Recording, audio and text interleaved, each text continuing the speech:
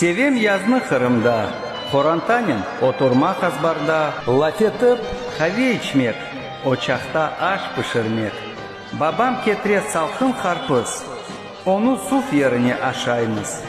Yazda vatan lezzeti pek güzel, otun kokusunu çölden ketire yel. Bakçalarda pişe meyveler, balfurtlar toxtamayıp bal yapalar. Bulbul yırlarını yırlay, köbelek uçup bizni selamlay. Karadeniz dalgalana, Yunus balığı oynap yılına. Yazda akşamlar tınç ola, Karbaba azbarda oturup rahatlana.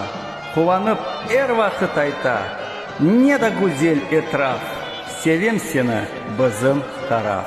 Nerede var öyle hava, nerede var öyle yuva, öyle yayla, öyle ova. Bizim taraf, bizim taraf. İnsan sende gülüşen olur. Bizim taraf, bizim taraf.